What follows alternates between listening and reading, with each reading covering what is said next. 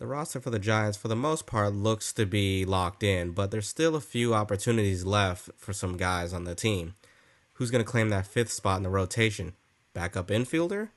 And Sam Huff, is he looking like the backup for Patrick Bailey this year? Let's talk about it. I'm Darius Lott, and this is Second and King.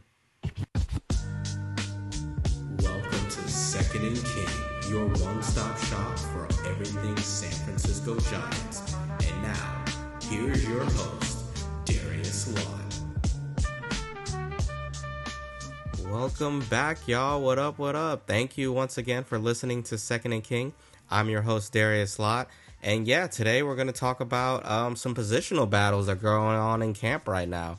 There's a few intriguing options about, things like the fifth spot in the rotation, backup infielder, and, Sam Huff. I talked about him a bit before, and I'm actually excited about seeing what he can do. And he might very well claim the backup job in Tom Murphy's absence. But yeah, let's just get right into it. But first, I just want to shout out you guys, the listeners, those of you who like, subscribe on YouTube, those of you that give the show a listen on Spotify and Apple Music. I finally fixed the issue that was going on the Apple Podcast side of things. So those of you who do Apple Podcasts, the show is up. All the episodes are there. So go ahead and give those a listen. Leave a rating or review if you're on Spotify or Apple Podcast. And if you're on YouTube, make sure you like, subscribe, all that good stuff. It really helps the channel. And again, just thank you guys for rocking with me so far, and as we continue to grow this platform here. So yeah, let's get into it. Fifth spot in the rotation. And talked about this a bit on last episode. Landon Roop was he was the main focal point of my discussion, just how he's come along this spring and things that he's been doing, opening up a lot of eyes and making the decision a little bit harder for Giants management, which I think is a good problem to have. The more, decisions you got to make and the more options you have, hey man, that can only bode well for you. So yeah, Landon Roop, as we mentioned, Kyle Harrison, as well as Hayden Birdsong are all in contention for that fifth and final spot in the Giants rotation. And man, I remember saying that I really liked Birdsong, and I still do, just because he has a full, arsenal of pitches, whereas I feel Landon Roop, even with how impressive he's been, he still very much has some growing to do as far as his other pitches. Same thing with Kyle Harrison. He's very much a work in progress as well. But the upside with both of those guys is very much there. But the more I look at this battle, I can't really... it's hard to really put into words and figure out how I feel about who's going the best right now. I mean, right now, it's probably Roop. But, Birdsong has looked good at points. Even Harrison at points has looked good. I know at the time of this recording, he didn't do well in his last outing. Got tagged pretty hard. But, yeah, the fifth spot is very much still open, and it's going to be an intriguing battle. And Buster Posey, going back to, I believe it was the winter meetings. Yeah, he said how much faith he has in the Giants' young pitching. And that was part of the message after Justin Verlander was signed. They just brought in a veteran who can kind of continue to help these guys along and help them progress as they continue to thrive and improve and hopefully make a dent and be a big part of this team going forward.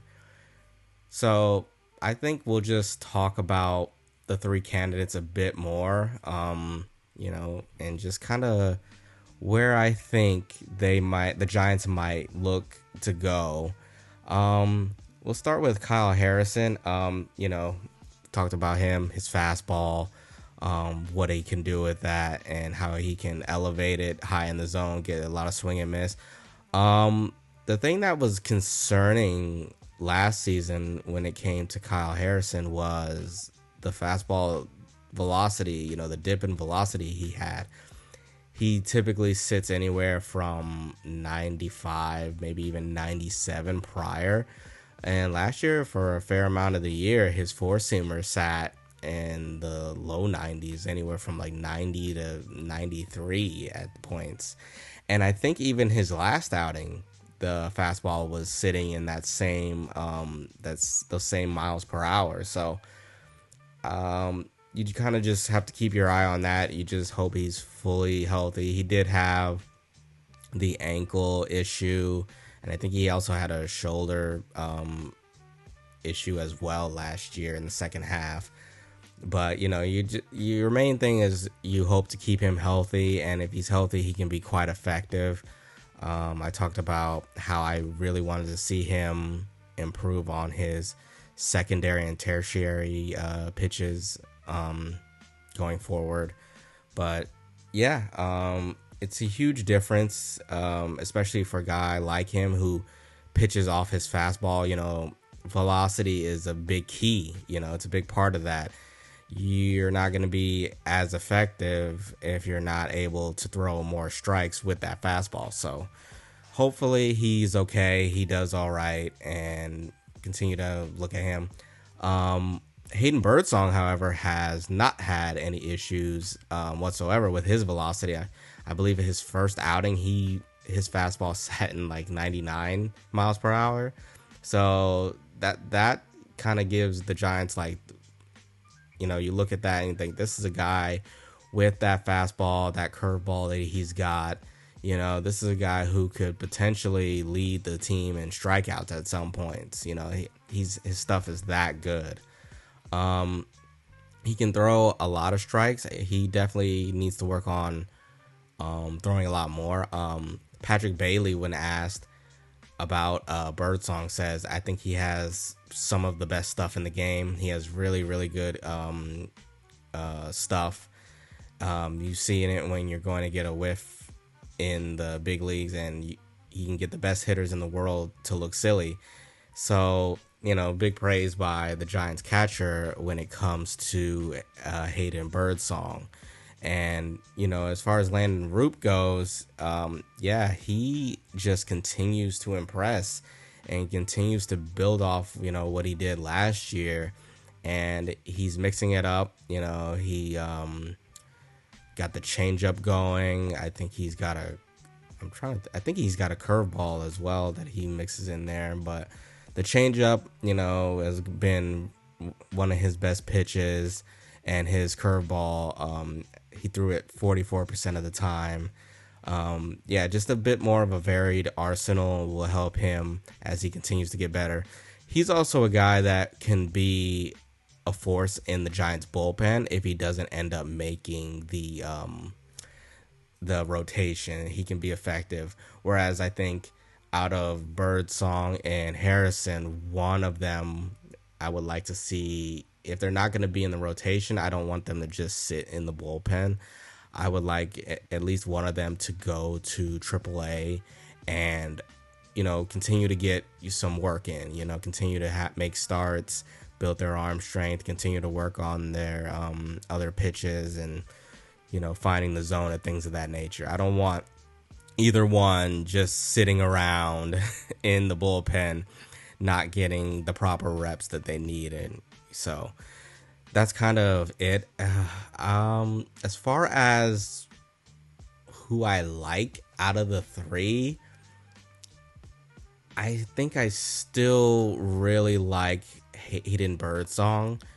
It's very rare you come across young arms that have a full arsenal of pitches already. They're not the most defined quite yet. His fastball and his curveball are his best pitches. And he mixes in, I think it was a changeup or some kind of cutter variant that he's got going in there. But he's somebody, if he can pile up the strike zone, he can be very effective. And given that Justin Verlander is now on the team, I really like what that can do for him and his confidence. Like, I think they kind of throw in a similar fashion. I think they kind of have a similar arm slot. They both, have the big fastball with the curveball. Well, Verlander doesn't have as big of a fastball as he did before, but he can still get people out with it. He can locate it well, and that's something that I hope he can do going forward. But yeah, I think his style of pitching translates very well to Birdsong, and I think that could be a very, very helpful for him. There was a clip, I believe the Giants posted it on their social media, of Verlander giving Birdsong tips about, how his plant leg, how he pushes off and things like that. And that was very cool to see, his influence, Justin Verlander's influence, that is paying dividends for a lot of these young arms, and it gives credence to what Posey said about having confidence in a lot of these young guys and what they can do. And I look forward to seeing more of that going forward. And I think it could have a really positive impact on this Giants team in 2025. If the Giants pitch like they are capable of pitching, then I think they have a legitimate shot to make some noise in the National League wild card race. I'm not gonna say division. The division's an uphill battle as it is when you have to deal with the Dodgers. But pitching and defense, any Giants fan, especially those from the 2010s, will tell you that that is very important and that is key. And that is what the Giants built their championships on, is the strong pitching and strong pitching and defense of that core. They weren't the most talented offensively. They didn't have any real big boppers like they did in the Bonds era, with Kent, Aurelia and things like that. I just saw a video of that Giants team, and they were just going through the lineup and all the guys there. They had so many just potent hitters top to bottom in that lineup. Like, everybody had at least double-digit home runs. There were a number that had 20 and then 30. And, of course, Bonds had, like, 40, like that. I don't know if we'll ever get to that point again, but, hey, it is what it is. The Giants managed to win 3 championships in 5 years without that. So, yeah, that's it as far as the 5 spot in the rotation. Continue to look at that. That is the battle to be looking at right now, because it fluctuates. One guy can be just rolling. He has a bad outing while one or two have great outings. So it's a seesaw battle, and it's the one that everyone should have their eye on in spring training this year. So yeah, keeping tabs on that going forward as we continue to go into the later stages of spring here. Another battle that might not look as big or as intense as the 5th spot in the rotation battle between the previous 3 that I just mentioned, but they have to look at who they will carry as backup infielders between Casey Schmidt and Brett Wisely.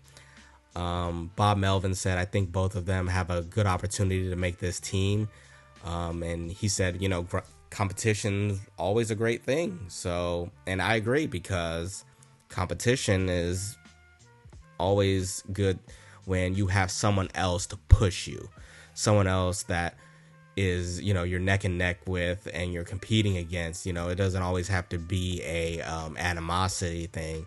You can compete just for the love of the game. So yeah, with guys like Wilmer Flores, Tyler Fitzgerald, and of course, Willie Adames, Matt Chapman, Lamont Wade Jr., in the infield.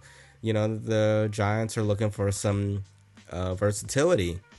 And I think they can use most of it, in the middle infield. Probably, like, if, say Schmidt or Wisely can take over a day for Adames if he needs a day off, or Chapman, maybe even Fitzgerald, things like that. Brett Wisely had a really good start to his 2024. Like there was a point when he was just ripping the ball. Like he looked great. At one point from mid-May to mid-June, he was hitting over 300, and I think he had like an 800 OPS going for him. And then he kind of fell off a cliff for the remainder of the year. Only ended up batting like 239. I think he had like a 600 OPS. So if he can show some level of consistency, I could see him potentially grabbing that spot. Fangraphs had him slotted on the roster, but I personally want to see what Casey Schmidt can do. And Casey, you know, I was excited when he first got called up in 2023. Remember, he hit his first major league hit was a home run against the Nationals at home, rocking the City Connects, looking good. I miss those jerseys, actually. I might be the only person who actually likes those City Connect jerseys. But now they're gone. I wonder what we're going to get in their absence, if we get anything. But I digress. Casey Schmidt, he looked pretty good last year. And the limited time that we got to see him, he appeared in 40 games. But in those 40 games, batted 252. The OBP is still down. You know, that's one of the knocks against Casey is he really struggles to generate walks. In fact, he's even struggling to do it so far in spring, despite having an 840 OPS. He has not walked a single time, and he struck out 7 times. So again, that's just something that you hope gets better, but you know, you'll see. But yeah, a 283 OBP, 477 slugging, and a 760 OPS. That is good for an OPS plus of 114. So he has ability with the bat. Not to mention, he is a wizard on defense. Like, I think his best position is probably third base, which is unfortunate because he won't play a lot of third base with Matt Chapman being around. But I could see him getting a lot of reps at second base, potentially, maybe a couple of starts, some spot starts here and there at short, and maybe even third. But Casey is, you know, he's only 26 years old. He's one of those young guys I talked about. I think that can still be very effective and give the Giants a boost in certain areas. And he's got some pop, you know. He's hit 11 home runs in his career. He hit 6 in the small sample size we saw him last year. But I think where Casey Schmidt really shines is his defensive versatility. Being able to play second base, shortstop, and third base, I think is going to be very helpful. We already got a platoon set up at first base with Wilmer and Wade, and even Herrera and Encarnacion can slide in at first base if needed. So having got a guy who can play multiple positions like that is very helpful. That's why Tyler Fitzgerald is very valuable to the Giants, not just because of his athletic ability that allows him to slot in at every different position, you know. I guess I should say that is why he's so valuable outside of, like, you know, the offensive numbers he put up, rather. But yeah, it's not as intriguing a battle, but I think, yeah, like I said, Schmidt is blocked at his best position, third base. But I think if he continues to show his versatility, I think he is the likely candidate to get that backup infield job, because Wisely, you know, he doesn't have quite the same level of versatility that Casey does. Like, I think he also plays shortstop. He's mostly a middle infielder. Apparently he played some center field. I don't remember that, but yeah, it'll be interesting how that one shapes up. I'm gonna keep an eye on that as well. But I think Casey Schmidt might have the edge there. Also gotta keep in mind that Oslevis Basabe, I believe that's his name. I probably butchered his name, but he was also brought in during the offseason to be a backup infielder. So he is also potentially a option for the Giants as far as that backup infield position. So another one to keep an eye on this spring as far as the positional battles that we got going on. Now, there is a battle, I guess you could say. It's hard to call it a battle because the guy who was figured to be the front runner for the position is hurt, and there's no timetable for his return. I'm talking about the backup catcher spot going into next year. So Patrick Bailey, coming off his Gold Glove season, will obviously get a lion's share of the starts at catcher. Posey said the first day of camp that Tom Murphy would be his backup. But right on the second day of camp, he was in the trainer's room and he was being tended to. I believe he has, I don't know if it's a knee injury or what, but yeah, he's been hurt again. He got hit by the injury bug last year. That's what made his 2024 so short, and it's not been fun so far for him. It's his back. Yeah, it's his back, and that put him in serious doubt for opening day. And people have even talked about, is this it for him as a Giant? He only played 13 games last year, and play wasn't very inspired. He really showed his limitations as far as a backstop defensively. He was not very good in that aspect. The main aspect of him is he was very good against left-handed pitching, and when he wasn't able to do that, it kind of was like, well, he's not very valuable to the Giants if he's not doing the one thing he was brought in to do. So it's been a tough go for Tom Murphy as far as his stint with the Giants so far. But in his absence, Sam Huff, who was acquired from the Rangers back in January, a former top 100 prospect, is seizing the opportunity that is in front of him right now. He's 27 years old. He's looking real good so far this spring. Am I reading that right? He hit a home run that traveled. Oh, no, sorry. I'm looking at something else. I thought I had a home run that he hit in front of me, but no, I was actually on the wrong line. But right now, it's kind of between him and Max Stassi. They brought in Max Stassi as well. He was a non-roster invitee, I believe. I think he was brought in on a minor league deal, and with the invite to spring training. He's a veteran, strong reputation behind the plate. 403 games at catcher, and I believe he had most of his time with the Angels. He was a solid player. Was Max Stassi. So another, the backup catching was a sore spot for the Giants in 2024, especially when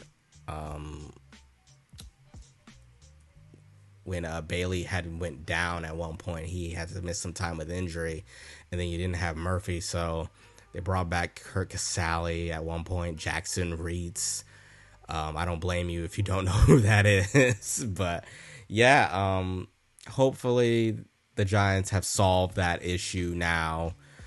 Going forward, it doesn't help that Murphy's hurt again, but Sam Huff so far is the one who's been leading the pack. Like I said, 308 batting average this spring, 615 slugging, 471 on base, OPS in the thousands. So he's looking to earn his way to a backup spot here, and he's pretty solid defender behind the plate. Has some offensive upside as well. So yeah, hopefully the Giants can tap into some of that potential. That the Rangers just didn't see fit to keep him around after they drafted him back in 2016. So hopefully he can provide some stability in the backup catching role. And don't want to sleep on Max Stassi either, the veteran. He's got a lot of time and he's got a lot of equity in this game too. So, and he's no slouch offensively either. As I'm pulling up his stats here, he had a pretty good stretch when he was with the Angels.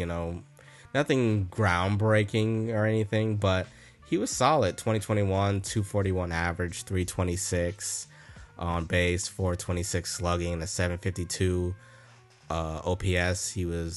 That brought him to an OPS plus of 103, and he was one of the best hitters in the league in 2020. But given that there are only 60 games, you can always stand out from there. But yeah, catcher should be interesting. It's a position that I know the Giants want to maintain and keep strong this year after the rough patch that it hit in 2024. So keep that going, keep that on our heads as well.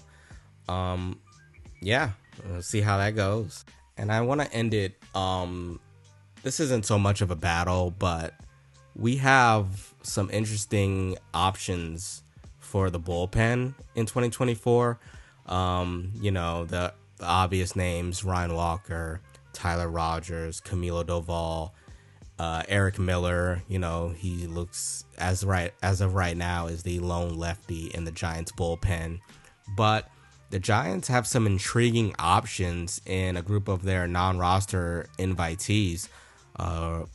Miguel Del Pozo, Antonio Jimenez, Joey Lucchesi. They brought him in. He might slot in as the other lefty in the Giants bullpen, just to name a few.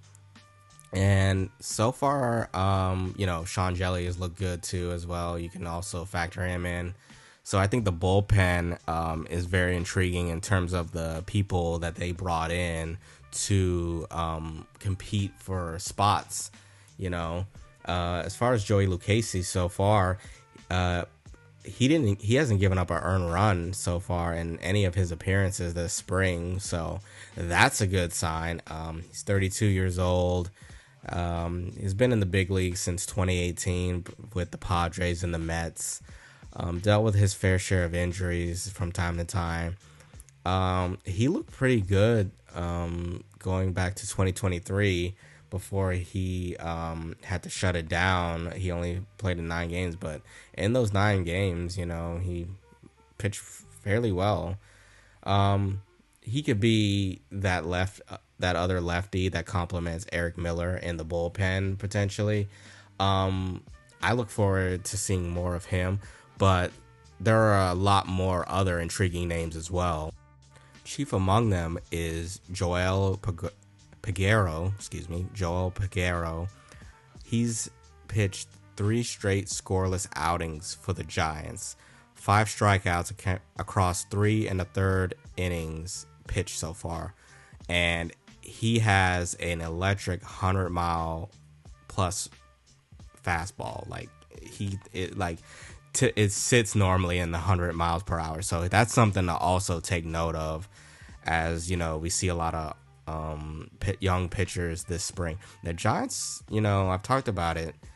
One of their strengths as far as their system is they have a ton of young arms that they can pull from. It's very deep. For as much, crap that the Giants get for their system not being in the top 10 or top 15, it's typically middle of the pack or sometimes near the bottom. Especially right now, pundits have it near the bottom. The Giants do excel in getting pitchers. That's how it's been for a while now. They know pitching. They can breed pitching. So if they ain't gonna do anything, they're going to get you some good pictures. So yeah, that'll do it for this edition of Second and King. Kind of rambled a lot here about, just certain players and certain positional battles. But thank you again for joining me this edition of Second and King. If you like the video, or if you're listening on YouTube, subscribe to the channel if you haven't already. Leave a comment. I want a lot more engagement. I want to build a community here of, other Giants fans, and, just talk a bunch of different topics. Let me know if there's something I'm forgetting and things that I didn't mention, or certain players I didn't mention. Please feel free to comment. If you're listening on Spotify or Apple Podcasts, leave a rating and review. Really helps me see what I'm doing well with the channel. I really would appreciate your guys' feedback. I'm all over social media. I'm on Twitter at Second and King. I refuse to call it X. Blue Sky, as well as Instagram. If you're on YouTube, you'll see the social media handles at the bottom of the screen here. But that's going to do it for me. Thank you again for joining me on this edition of Second and King. And as always, go Giants.